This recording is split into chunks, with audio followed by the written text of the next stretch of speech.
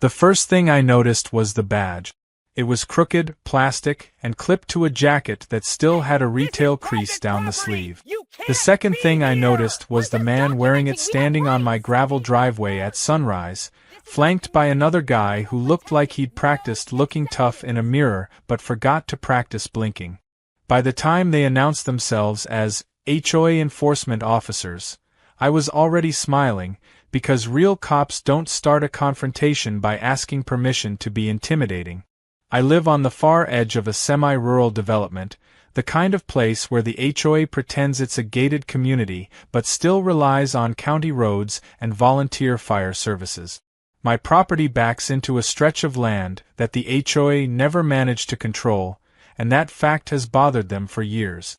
I pay my dues, follow the actual bylaws, and mostly keep to myself. That alone made me a problem. Independence tends to do that to people who confuse authority with volume. The two men took a few steps forward without being invited. Gravel crunched under their boots, and one of them rested a hand on something that was very clearly not a real holster. It was molded plastic, shiny, the kind you'd buy online after searching, tactical. The shorter one cleared his throat and said they were here to enforce HOA compliance under emergency authority. He said it slowly, like the words were heavy and important. He did not show a warrant. He did not identify a department. He did not even use my name correctly. I asked them who sent them. They exchanged a look that lasted half a second too long, then said the HOA board had authorized them to handle non-cooperative residents. That phrase landed wrong. Not illegal. Not dangerous. Just non-cooperative. The kind of word people use when they want obedience without earning it. Behind them, at the edge of the road, I noticed 3 cars pulled over. Neighbors. Phones out. Recording. That's when I realized this wasn't just intimidation. It was theater. They wanted a show. They wanted me rattled, compliant, embarrassed, and preferably viral in the wrong way.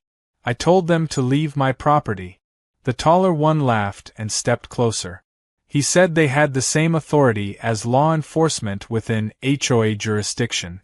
He said resisting would be documented. He said fines would escalate. His voice cracked on the last sentence, and that's when I saw it. Fear. Not mine. His. I told them again, more clearly this time, that they were trespassing. The shorter one raised his voice and told me to put my hands where they could see them. That's when the absurdity tipped into something sharper. Because fake cops pretending to be real cops isn't just annoying. It's dangerous. And the HOA president knew that. She knew exactly what she was doing. Her name is Karen. I wish that was a joke. She didn't show up in person. She never does when things might go sideways. Instead, she stood at the end of the street, hands on hips, phone angled just right, live streaming. I could see her mouthing words as the men talked, coaching them, nodding when they said something forceful, frowning when they hesitated. She wanted compliance. She wanted dominance. She wanted to prove, finally, that my land was still hers in spirit if not on paper. I told the men one last time to leave. I told them I was recording. I told them impersonating law enforcement was a felony. I told them the sheriff's office was 10 minutes away. The taller one swallowed. The shorter one doubled down. That was the moment I decided this wasn't going to end with an argument. It was going to end with a lesson. I went inside, closed the door, and let them shout. I didn't call the police. Not yet. Instead, I opened a folder on my laptop that I'd kept for years, the one labeled just in case. I'd never planned to use it. But I'd always known I might have to. By the time I stepped back outside, they were still there, growing more frustrated, more performative. Karen was pacing now. Neighbors were whispering. Phones were still rolling. I walked past the fake enforcers without acknowledging them and started measuring the edge of my driveway with a tape. Slowly. Deliberately. That confused them. I staked 4 points into the gravel. Then I pulled out a portable floodlight and set it facing inward. Then another. And another. I didn't say a word. I just worked. Calm. Focused. Methodical. Karen shouted something about violations. One of the men told me to stop. I ignored him. I laid out bright orange string between the stakes, forming a clear perimeter around the section of land they were standing on. I posted a sign. Private property. Active construction zone. Unauthorized presence will be documented. The taller one asked what I was doing. I told him I was exercising my rights. Then I went back inside. I didn't sleep that night. I didn't need to. By sunset, I'd already ordered what I needed. By midnight, deliveries arrived. By dawn, my property looked very different than it had the day before. When they came back the next morning, they brought confidence with them. Fresh jackets. New badges. Karen had brought a clipboard this time. She smiled when she saw me, the kind of smile people wear when they think the script is already written. She froze halfway down the driveway. So did they. Overnight, I'd built something perfectly legal, meticulously documented, and terrifyingly inconvenient. Steel posts anchored deep. Clear signage. Cameras, visible and redundant. Motion sensors tied into a system I'd registered months ago but never activated. Every inch mapped, measured, and filed. The perimeter they'd stood in yesterday was now unmistakably off limits, recorded and protected under laws they'd never bothered to read. They didn't step forward. They didn't speak. For the first time since this started, the power shifted and everyone watching could feel it. And that was just the beginning. Karen recovered first. She always does, at least on the surface. Her smile snapped back into place like a cracked mask being glued together, and she lifted her clipboard as if it were a shield. She announced, loudly, that whatever I had built overnight was not approved by the HOA and therefore invalid. She said invalid like it was a magic word, the kind that erases reality if you say it with enough confidence. Nobody moved. The fake enforcers stood behind her this time instead of in front. That alone told me everything. Yesterday they'd been the threat. Today they were witnesses, unsure whether they were supposed to advance or retreat. One of them kept glancing at the steel posts, at the cameras mounted high enough to be unmistakable, at the small red light blinking steadily like a heartbeat. That light mattered more than Karen's clipboard ever would. I didn't argue. I didn't explain. I leaned against my fence and waited. Karen launched into a speech about community standards, emergency authority, and non-cooperative resident. She kept saying that phrase like she'd practiced it in the mirror. Every time she said it, a few neighbors shifted uncomfortably. People don't like hearing themselves described that way when they're standing 10 feet away, phones still raised. She finally demanded that I remove the structure immediately. I asked her which bylaw it violated. She waved the clipboard. Papers fluttered. She did not answer the question. I asked her again, slower this time, and pointed out that my property line had been surveyed, filed, and recorded with the county 3 years ago. I reminded her that HOA authority ends exactly where my deed says it does. I reminded her that she'd been sent a copy. Twice. Her jaw tightened. She told me the HOA was reviewing my status. That was new. And interesting. One of the fake enforcers stepped forward despite himself. He said maybe they should check with legal. Karen shot him a look sharp enough to cut. She told him to stay quiet.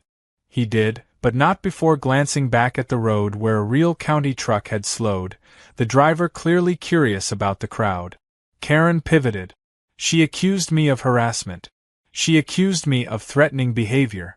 She accused me of building an unpermitted structure overnight to intimidate the board. Her voice rose with each accusation, climbing higher as the ground under her arguments crumbled. I let her finish. Then I told her the cameras were already uploaded to a secure server, time-stamped, and accessible to my attorney. I told her the signage met state requirements. I told her the structure was classified as temporary protective infrastructure under county code, which meant no HOA approval was required. I told her that her enforcers had been recorded yesterday impersonating law enforcement, issuing unlawful commands, and refusing to leave private property when instructed. Her smile finally broke. She demanded my attorney's name. I gave it to her. She demanded documentation. I gestured at the steel post nearest her, where a laminated packet hung in a weatherproof sleeve. She hadn't noticed it. Nobody had. That was the point. Inside were permits, survey maps, and a cease and desist letter addressed to the HOA board, dated but not yet delivered. I'd planned to send it next week. This accelerated the schedule. Karen didn't touch the packet. She didn't need to. The words alone were enough. I watched realization ripple through her face in stages. First confusion. Then calculation. Then something close to panic. Behind her, the fake enforcers were already backing away. She snapped at them to hold their position. They didn't. One of them muttered something about not being paid enough for this. The other adjusted his jacket, suddenly very interested in not being on camera. Karen turned back to me and lowered her voice. She said we could resolve this privately. She said the board was willing to compromise. She said she didn't want things to get ugly. I laughed. Not loud. Just enough to be heard. I told her things had already gotten ugly the moment she sent fake cops onto my land. That's when she made her mistake. She threatened me. Not directly. Not smartly. She said the HOA had ways of making life difficult. She said inspections could happen. Fines. Complaints. She said neighbors talk. She said reputations matter. The neighbors heard every word. Phones tilted. Whispers started. Someone laughed from the crowd, sharp and surprised. Karen heard that too. Her head snapped toward the sound, and in that moment, she looked less like a leader and more like someone who'd lost control of the room. I told her she should leave my property. She hesitated. Then she did something I didn't expect. She stepped forward, crossed the clearly marked line, and pointed her clipboard inches from my chest. She told me she wasn't afraid of me. The camera light blinked brighter. I stepped back. Calm. Measured. I said nothing. I didn't need to. The system did it for me. A clear, automated voice announced that unauthorized presence had been detected and logged. It repeated the warning. Slowly. Politely. Loud enough for everyone to hear. Karen froze. Her finger dropped. Her face went pale. She looked at the cameras, at the neighbors, at the men she'd brought who were now very deliberately not standing near her. She realized, too late, that she'd crossed into a situation she could not bully her way out of. She backed up without another word. I told her the next time she or anyone acting on her behalf stepped onto my property without lawful cause, I would press charges. Not threaten. Not warn. Press charges. She nodded stiffly, turned, and walked back toward the road. The fake enforcers followed, heads down.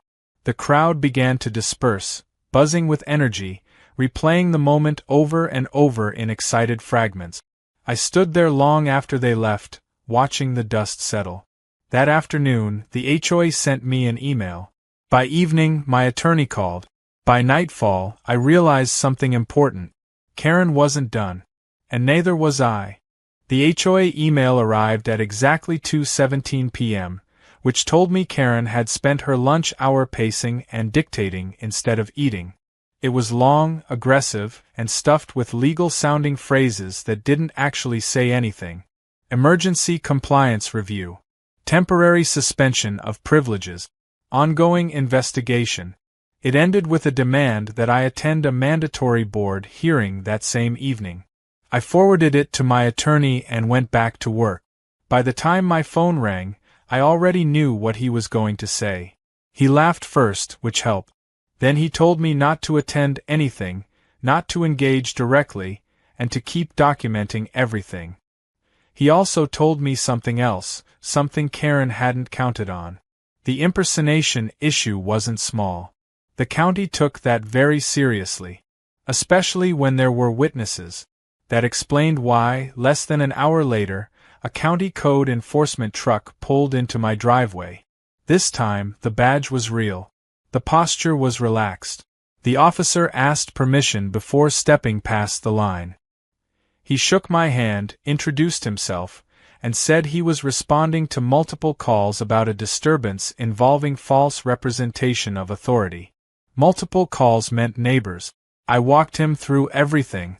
The cameras, the timeline, the structure, the HOA history. He listened, asked questions, took photos, and nodded slowly as the picture came together. When he reached the laminated packet, he paused and smiled. "You came prepared," he said. I told him I didn't like surprises. He stayed for nearly 40 minutes.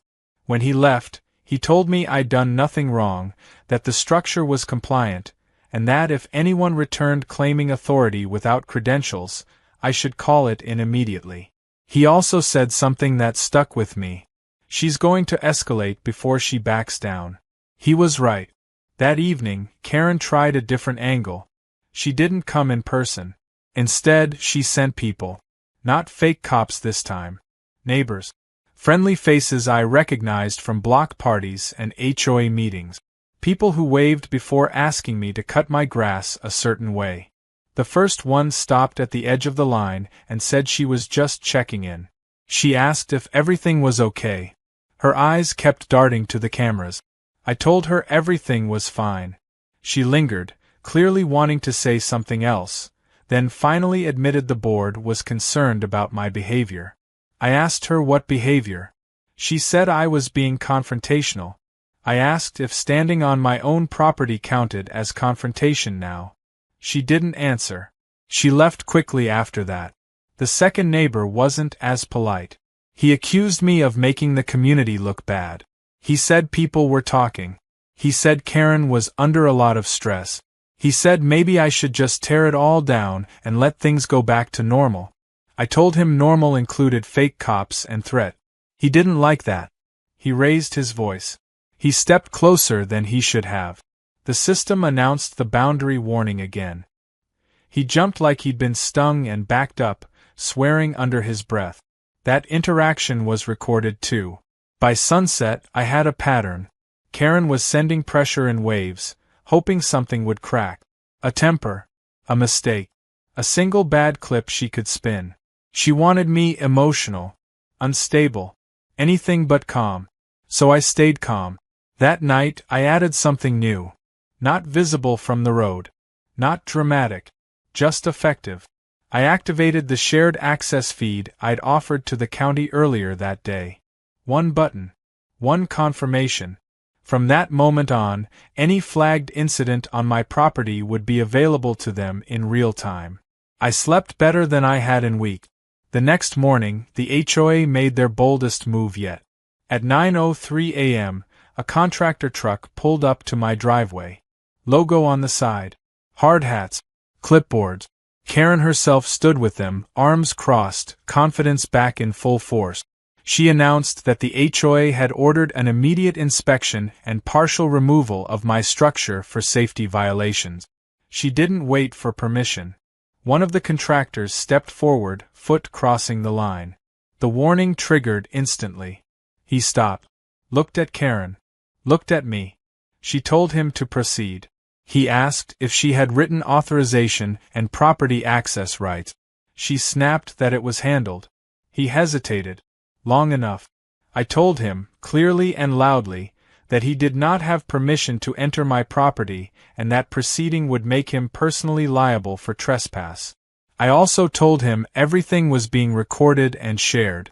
He took his foot back. Karen's face went red. She told him the HOA would cover everything. She told him to do his job. She told him not to be intimidated.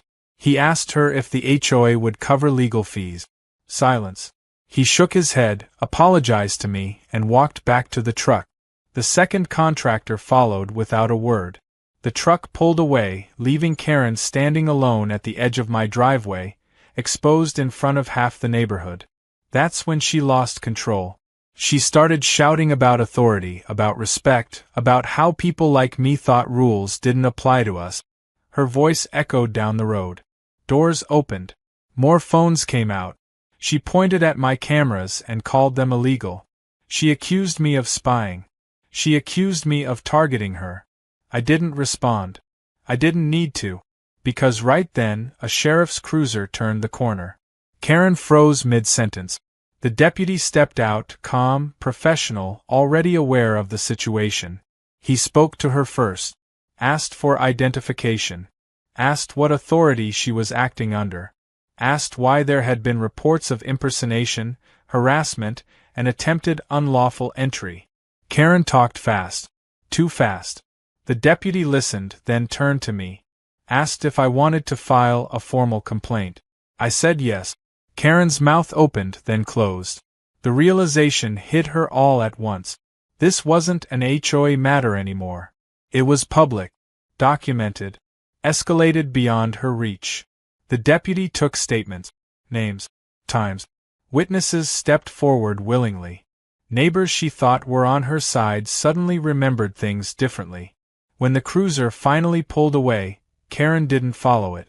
She stood there, alone, clipboard hanging uselessly at her side. She looked at me with something close to hatred. I looked back, steady and unmoved. She turned and walked away without a word. That night, my attorney called again. The HOA board had scheduled an emergency closed session. And for the first time since this started, Karen wasn't in control of the agenda. The emergency closed session didn't stay closed for long. By morning, fragments leaked out through the same neighbors Karen had been using as messengers, except this time their voices were quieter, more careful. The board was divided. Legal counsel was involved. Insurance had questions. Lots of questions. The kind that don't get answered with bluster or clipboards. I spent that morning doing nothing dramatic. I checked my cameras, logged timestamps, saved clip, made coffee. Calm is unsettling when people expect panic, and I'd learned that lesson the hard way years ago. Karen thrived on reaction. Deny her that, and she starts making mistakes on her own. Around noon, a certified letter arrived. HOA letterhead. Stiff language. Immediate cease and desist. Not for me. For the board members themselves. My attorney had moved faster than Karen ever expected, and the county report gave him teeth. The letter warned them not to contact me directly, not to enter my property, and not to authorize anyone else to do so. Violations would result in personal liability, not collective coverage. That last part mattered. By mid-afternoon, Karen tried to reassert control the only way she knew how. She sent out a mass email to the entire community. I got a copy like everyone else. It painted me as unstable, aggressive, obsessed with surveillance.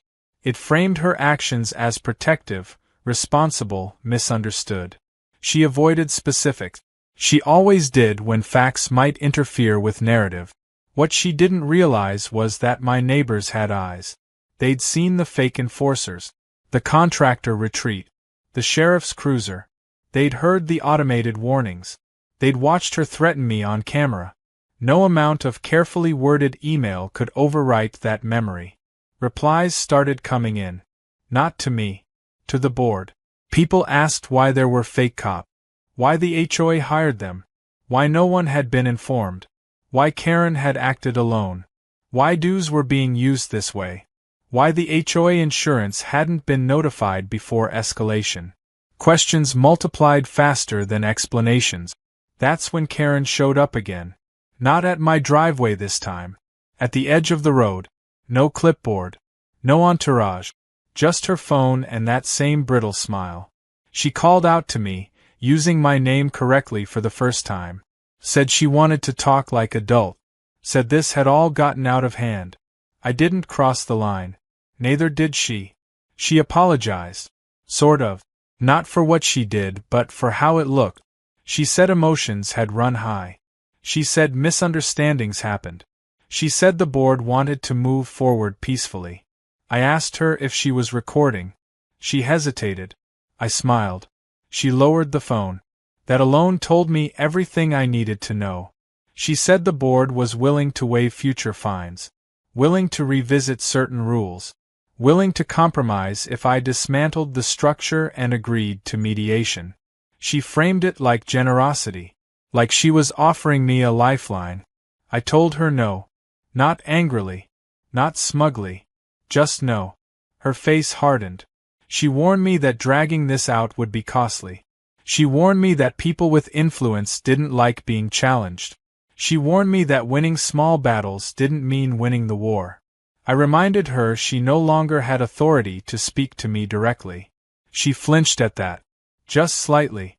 Enough. She turned to leave, then stopped and said something she probably shouldn't have. She said the board was already looking for ways to remove me permanently. She said people like me didn't belong in communities like this. That was the moment I knew she was spiraling. Because exclusion requires power. And she was losing hers fast. The next escalation came from an unexpected direction. The HOA insurance carrier called me directly. Not to accuse. To ask. They wanted clarification about an incident involving unauthorized security contractors and potential impersonation of law enforcement. They wanted copies of footage. They wanted timelines. They wanted names. I gave them everything. That evening, the board president called me. Not Karen. The actual president. His voice was tired. Careful. He asked if there was any way to resolve this without further exposure. He said the board hadn't approved everything Karen did. He said they were trying to contain damage. I told him containment was no longer my responsibility.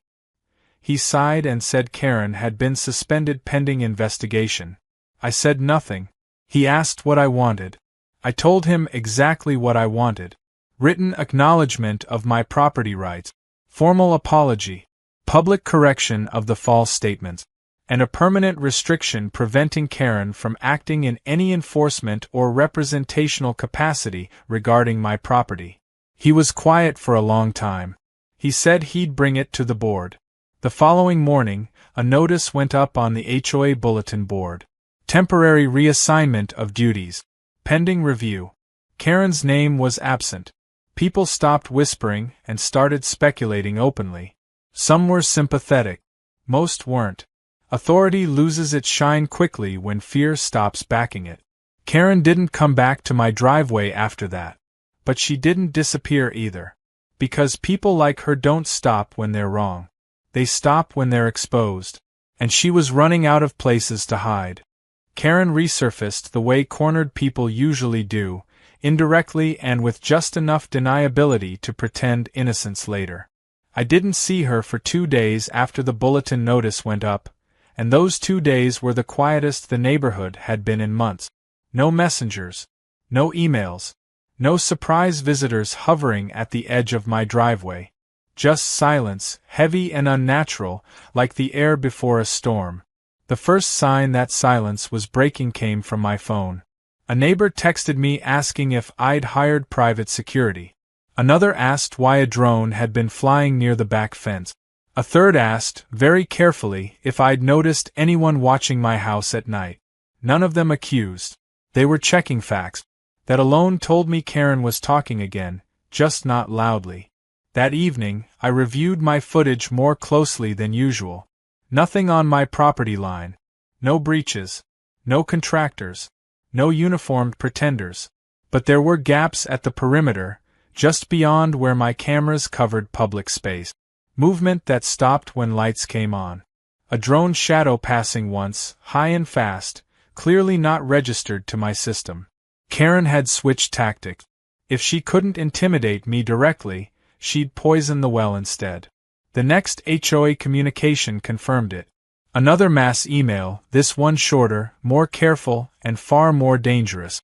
It warned residents about unauthorized surveillance, escalating conflicts, and safety concerns.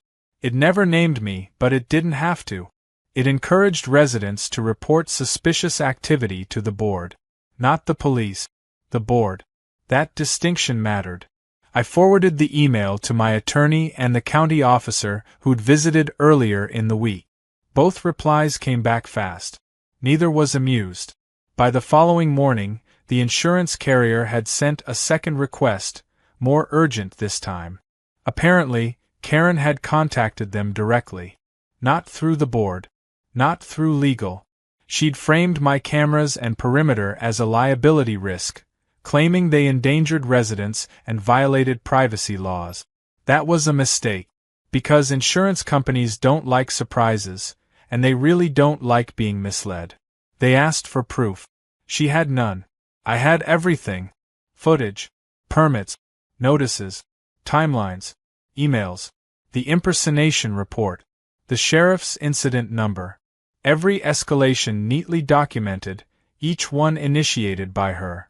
By noon, the carrier had frozen part of the HOA's coverage pending investigation. That's when panic set in.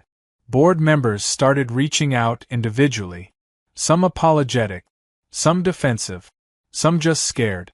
They asked questions Karen should have answered weeks ago. They asked if this could bankrupt the HOA. They asked if they were personally exposed. I answered only what I was advised to answer, and nothing more. That afternoon, Karen finally snapped. She didn't come alone. She brought a small group, 5 people total, all familiar faces from past meetings. She stood just outside my marked boundary, arms folded, voice raised enough to carry but not enough to sound like shouting. She accused me of terrorizing the community. She accused me of spying. She accused me of manipulating authorities to silence dissent. The group behind her nodded, uncertain, rehearsed. I didn't engage. I didn't have to. One of the neighbors stepped forward and asked her why fake cops had been sent in the first place. Another asked why contractors had been told to trespass. Another asked why insurance was now involved at all. Karen faltered. She tried to redirect. She tried to frame it as misunderstandings and bad actors acting independently. The words came faster, sloppier. She contradicted herself twice in under a minute. Phones came out again. She noticed too late. I finally spoke. Calm. Clear. I told her she was welcome to leave. I told the group they were welcome to stay on the public road as long as they didn't cross onto my property. I reminded them everything was being recorded for everyone's protection. Karen lost it. She stepped forward, crossed the line again, and shouted that she wasn't afraid of my threats or my cameras. The automated warning sounded immediately. Clear. Unemotional. Recorded. Someone in her group grabbed her arm and pulled her back. That was new. She turned on them, furious, accusing them of weakness, of betrayal. The mask cracked completely. The performance gave way to rage, raw and uncontrolled. The neighbors didn't look at me anymore. They watched her. That was the moment the narrative flipped. She stormed off, shouting that this wasn't over, that she'd make sure everyone knew the truth. The group scattered quickly after, leaving the road empty again. Less than an hour later, my attorney called. Karen had been formally removed from all HOA duties effective immediately. Not suspended. Removed. The board cited unilateral action, legal exposure, and misuse of authority. They'd done it quietly, hoping to stop the bleeding. They were too late for that. Because Karen didn't go quietly. That night, she posted. Not on HOA channels. On social media. Screenshot. Half-truth. Emotional language. Claims of corruption and persecution. She named me this time. Directly. Accused me of building a surveillance compound. Accused me of threatening her safety. Accused me of orchestrating her removal. The post spread faster than she expected. So did the responses. People asked for proof. People shared videos. People reposted clips from their own phones. The fake badges. The contractor retreat. The sheriff's visit. The automated warnings. Every attempt she'd made to control the story came back amplified in the opposite direction. By midnight, her comments were turned off. By morning, the post was gone. But screenshots don't disappear. And neither does reputation. As I stood in my kitchen watching the sun come up, I realized something important. Karen had burned every bridge she had left. Which meant the next move wouldn't be subtle. It would be desperate. Desperation has a sound. It's quieter than rage but sharper than fear, and once you've heard it, you recognize it immediately. I heard it the next morning in the form of an engine idling too long outside my gate. It wasn't Karen's car. That was the first red flag. The vehicle sat there just past the public road, angled wrong, Like whoever parked it hadn't planned to stay long but also hadn't planned to leave quickly. I watched through the camera feed while making coffee, half expecting it to roll away on its own. It didn't. 10 minutes passed. Then 15. A man stepped out. Mid-40s maybe. Button-down shirt. No logo. No badge. He walked to the edge of my marked boundary and stopped, hands open, posture casual in a way that felt rehearsed. He waited. Didn't shout. Didn't wave. Just stood there like a salesman confident someone would eventually answer the door. I didn't. Instead, I pulled up the feed from the rear cameras. Another car had pulled onto the shoulder behind him. Different plates. Same stillness. That's when I called my attorney. He didn't sound surprised. He told me to document, not engage, and call the sheriff if anyone crossed the line or claimed authority. Then he said something that tightened my jaw. "She's trying to isolate you." The man waited another 5 minutes, then spoke loud enough for the microphones to pick it up. He introduced himself as a mediator retained by concerned resident. He said he was there to de-escalate. He said he wanted to talk privately. Privately was the word that gave it away. I stepped outside, stayed well behind the boundary, and told him he could say whatever he needed to say right there. He smiled thinly and said sensitive matters were better handled without cameras. I told him no. He shifted tactics instantly. Said Karen was emotional. Said misunderstandings had spiraled. Said reputations were being damaged on all sides. Said legal costs could get ugly for everyone if this continued. I asked him who hired him. He hesitated just long enough. That was answer enough. I told him any further communication needed to go through my attorney and that he should leave. He tried one more time, softer now, warning me that Karen still had allies and influence beyond the HOA. That's when the second man stepped out of the other car. He didn't approach. He just leaned against the hood and watched. Silent. Observing. Evaluating. The sheriff arrived before I had to say anything else. 2 cruisers this time. Routine on the surface, but thorough. They spoke to the men separately. Asked for identification. Asked who sent them. Asked why they were here. I watched the mediator's confidence drain with every question. Turns out he wasn't licensed. Turns out the second man wasn't associated with any mediation service at all. Turns out Karen had paid them directly. They left without charges, but not without names being taken and warnings issued. The sheriff asked me again if I wanted to pursue harassment complaint. I told him to add it to the file. After they left, I sat down and finally felt it. The weight. The realization that Karen had crossed from nuisance into obsession. That she wasn't trying to win anymore. She was trying to punish. That's a dangerous place for people like her. By afternoon, the board issued another notice. This one was apologetic. It acknowledged unauthorized actions by a former board member. It reaffirmed property rights. It promised reforms. It asked for patience. The comments were brutal. People weren't patient anymore. They were angry. They wanted accountability. They wanted to know how dues had been used. They wanted to know who approved what. They wanted names. Karen's name came up a lot. Around sunset, my phone buzzed with a notification from a neighbor 2 houses down. He sent me a video. Short. Shaky. Karen in her driveway, yelling at someone off camera, accusing them of betrayal, of ruining her life, of siding with me. Her voice was hoarse. Her gestures wild. Not the composed authority figure from the meetings. Someone else sent another clip. Karen at a grocery store, arguing with a cashier, claiming harassment. Someone recognized her. Someone else started recording. It was unraveling fast. Then came the message I'd been half expecting and half dreading. A cease and desist. Not from the HOA.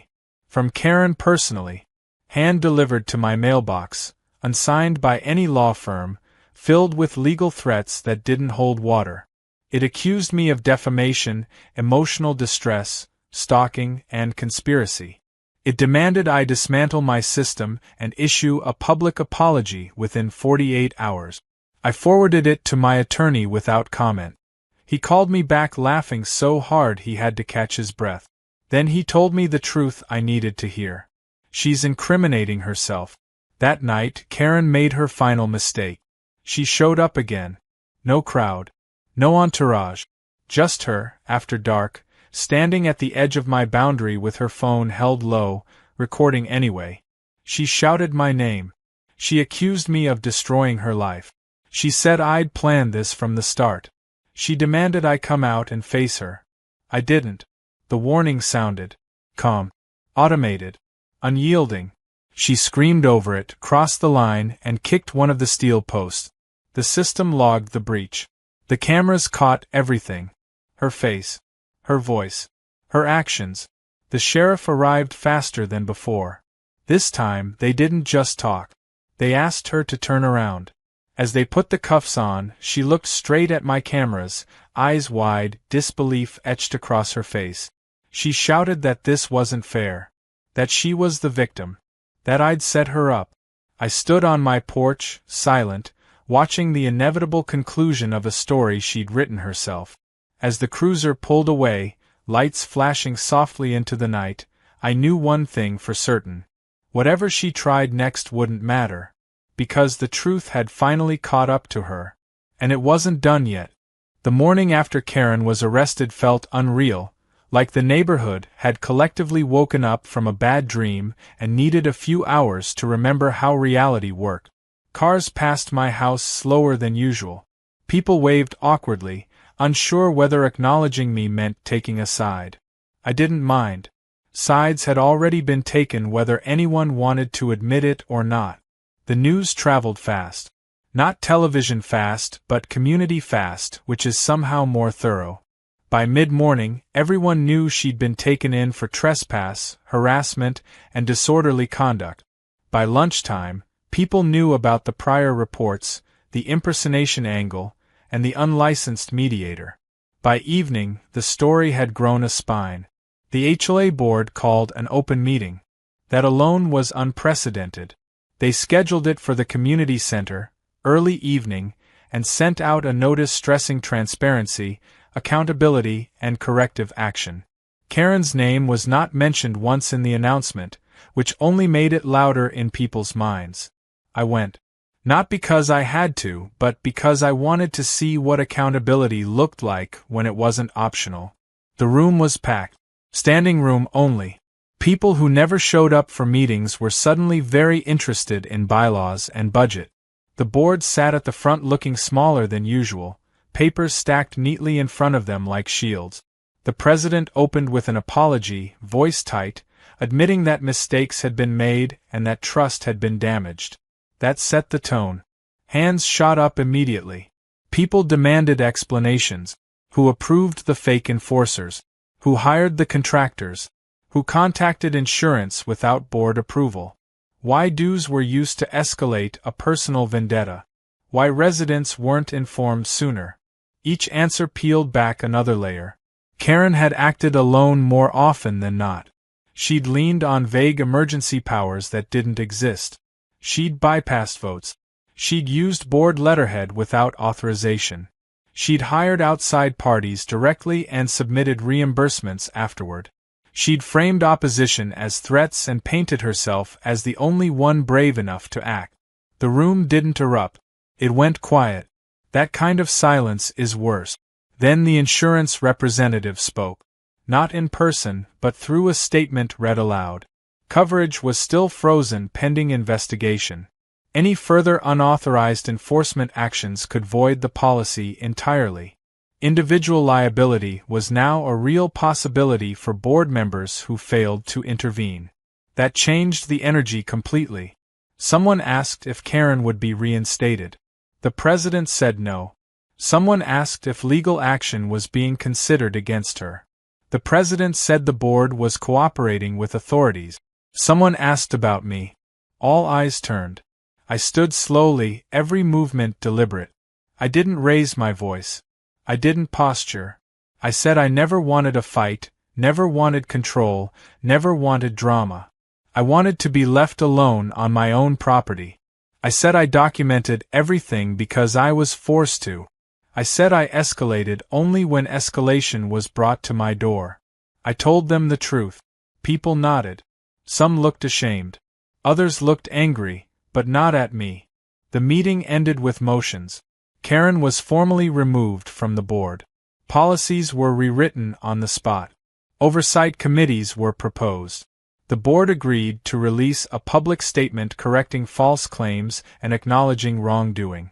When I walked out, several neighbors stopped me to apologize.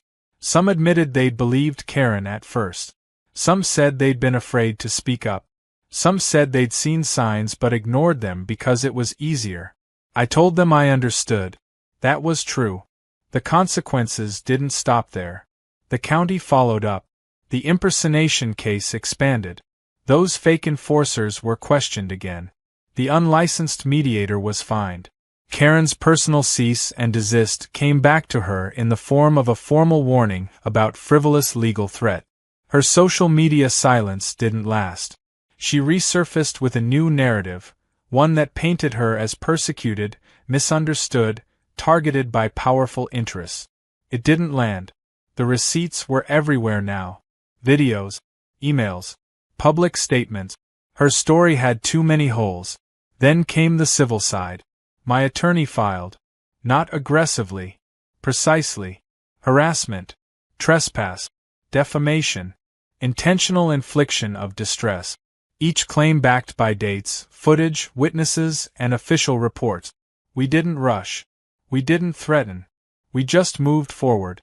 Karen's response was frantic. She cycled through lawyers. She filed motions that went nowhere. She tried to settle quietly, then loudly, then angrily. She accused me of ruining her reputation while ignoring how it had been built.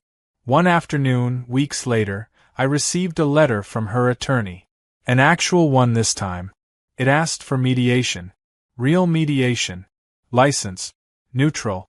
Structured. It proposed terms. Apologies. Financial compensation. A mutual non-contact order. No admission of guilt, but acknowledgement of harm. I considered it. Not because I needed the money or the apology, but because I wanted this to end cleanly. Not for her. For me. We countered. Karen agreed. The mediation took place in a quiet office miles away from the neighborhood. No cameras. No audience. Just documents and uncomfortable truths. She didn't look like the person who'd stood at my driveway weeks earlier. She looked tired. Smaller. Defensive, but worn down. She tried to justify herself at first. Claimed stress. Claimed responsibility. Claimed fear. Then she stopped talking. She listened. That might have been the hardest part for her. By the end, the agreement was signed. She would pay damages. She would issue a written retraction. She would cease all contact. She would never serve on the HOA board again. She would attend counseling as part of the resolution. She didn't look relieved. She looked empty. As I drove home, I realized something important. This was never about rules. It was about control. And control, once exposed, collapses under its own weight. There was only one chapter left to close. By the time everything was finalized, the neighborhood felt lighter, like a pressure system had moved on and left clear air behind. The cameras were still there. The steel posts still stood. But they no longer felt like a warning. They felt like punctuation at the end of a long sentence. The HOA issued their public correction on a quiet Tuesday morning. It was posted on the community board, emailed to every resident, and archived on the website. It acknowledged unauthorized actions, misuse of authority, and false representations. It clarified property boundaries. It apologized without qualifiers. Karen's name appeared exactly once, framed as a former board member whose actions did not reflect the community. People noticed. Some stopped by my driveway later that day, not crossing the line, just standing at the edge and talking like neighbors should have all along. A few thanked me. A few admitted they'd been afraid. One older man told me he'd lived under bad HOAs before and said this was the first time he'd seen someone stop one without becoming what they were fighting. I didn't feel victorious. I felt finished. The civil settlement took longer to process than to agree to. Paperwork always does. The damages were fair. The apology was written, signed, and submitted exactly as required. It didn't sound like her voice anymore. It sounded like something drafted by lawyers and stripped of ego. That was fine. I didn't need sincerity. I needed closure. Karen disappeared from the neighborhood soon after. Her house went up for sale quietly. No sign at first, then one appeared, then vanished again. I heard she moved closer to family. I heard she told people she'd been treated unfairly. I heard she blamed stress, the board, the community, me. I didn't care which version she told. None of them reached my property line. The county closed their file a month later. No further action required. The sheriff's department sent a short letter confirming resolution. The insurance carrier reinstated coverage with new conditions that stripped the board of any ambiguity about enforcement authority. The HOA changed. Not overnight, not perfectly, but noticeably. Meetings became smaller and calmer. Language shifted from commands to questions. Rules were clarified instead of weaponized. Committees replaced single points of power. The bylaws were amended so no one could ever claim emergency authority without real oversight again. People learned. And that mattered more than punishment. One evening, weeks after the last document was signed, I stood on my porch watching the sun go down behind the trees. The cameras hummed quietly. The perimeter lights blinked once as a deer crossed near the fence, then settled back into stillness. The system logged it and moved on, indifferent to drama. That's how it should have been from the start. I thought back to that first morning. The crooked badge. The plastic holster. The confidence that came from believing no one would challenge them. Karen had thought authority was something you could declare. That if you sounded official enough, people would fall in line. She was wrong. Authority comes from limit. From knowing where your power ends and respecting that boundary. The moment she ignored that, everything else followed naturally. The fake cop. The threats. The lies. The collapse. I didn't build my response overnight because I wanted revenge. I built it because I wanted the truth to stand where intimidation had been. And the truth doesn't need to shout. It just needs to be documented. The cameras stayed, but I stopped checking them obsessively. Days passed without alerts. Weeks without confrontation. Life returned to its quieter rhythms. Work. Evenings. The occasional wave from a passing neighbor. Once, a new resident walked up to the edge of my driveway and asked politely about the post. I explained briefly without drama. He nodded, said he'd heard stories, and thanked me for keeping things calm now. That made me smile. Because calm wasn't what Karen had wanted. She'd wanted control. What she left behind instead was a community that knew what unchecked control looked like and how easily it could turn dangerous. And that knowledge was permanent. The steel posts will come down someday. The cameras might be upgraded or removed. The signs will fade. But the line will remain. Clear. Recorded. Respected. And the next time someone thinks about crossing it with a badge they didn't earn or authority they don't have, they'll remember what happened here. Not because of me, but because the truth froze them in place.